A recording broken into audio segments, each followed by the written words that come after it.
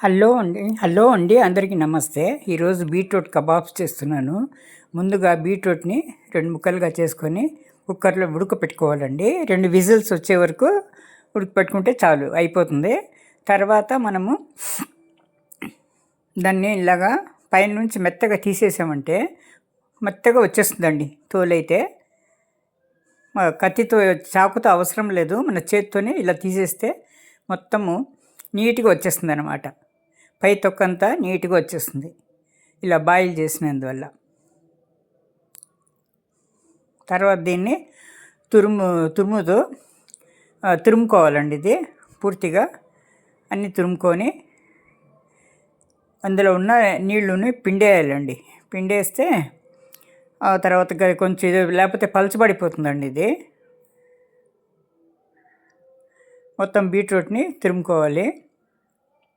తురుముకొని అందులో బేసన్ అనేది శనగపిండి, ఉప్పు, కొద్దిగా గరం మసాలా, పసుపు, కొద్దిగా కారం అండి,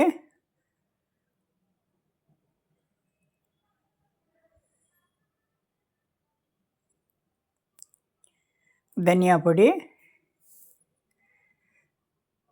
కలుపుకొని ఉల్లిపాయలు, ఒక 2 పచ్చిమిరపకాయలు అనమాట, కొత్తిమీర సన్నగా తరుక్కోవాలి.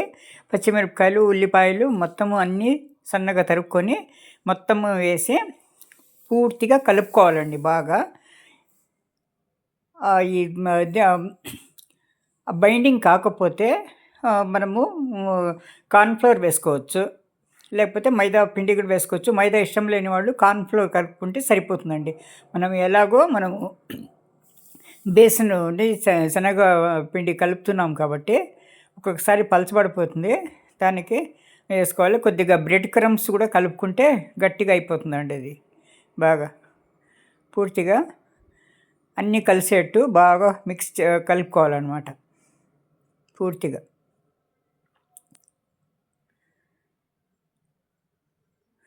చేసుకొని ఇలా మనము ఏ షేప్లో కావాలంటే ఆ షేప్లో కబాబులు చేసుకొని షాలో ఫ్రైతో చేసుకోవాలండి. ఎక్కువ ఆయిల్ అవసరం లేదు, ఈ మొత్తం ఆయిల్తోనే ఉంటుంది. సగం ఆయిల్ కూడా మిగిలిపోతుంది అనమాట. ఇది ఎక్కువ ఆయిల్ పీల్చదు బీట్రూట్. ఈ ఆయిల్తో కబాబుల్లాగా వేయించుకోవాలండి. ఒక 5 నిమిషాల్లో వేగిపోతాయి ఇవి. తర్వాత మన టిష్యూ పేపర్లో తీసుకేసుకుంటే ఎక్స్ట్రా ఆయిల్ అంతా పీల్చుకుంటుంది అనమాట. చాలా టేస్టీగా ఉంటాయండి ఇవి కబాబ్స్.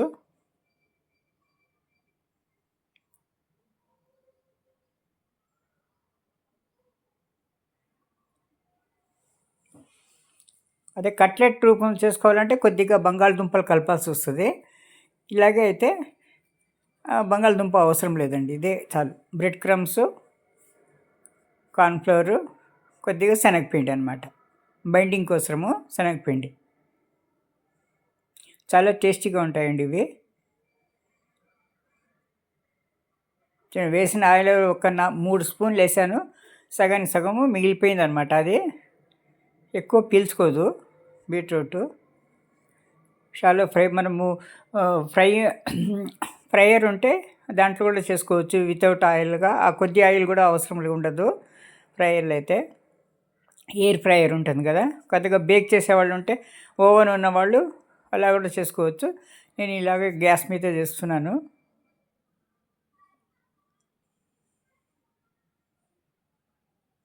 బీట్రూట్ మంచి పోషక విలువలు కలిగిన కాయగూర కాబట్టి ఇది దీంతో చేసుకుంటే పిల్లలు కూడా చాలా ఇష్టపడి తింటారండి.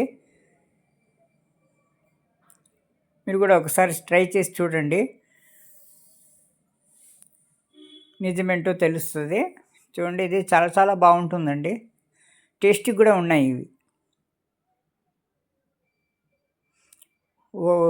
ఒకే రకంగా వేపుడు జ్యూసులు అవి కాకుండా ఇలా కూడా చేసుకోవచ్చండి.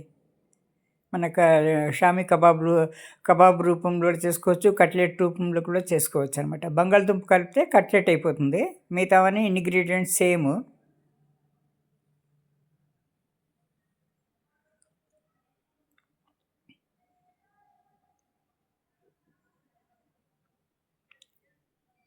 ఒకే రకంగా కాకుండా చాలా ఇలా రకరకాలుగా చేసుకుంటే ఇష్టంగా తింటారండి పిల్లలు గానీ, పెద్దలు గానీ.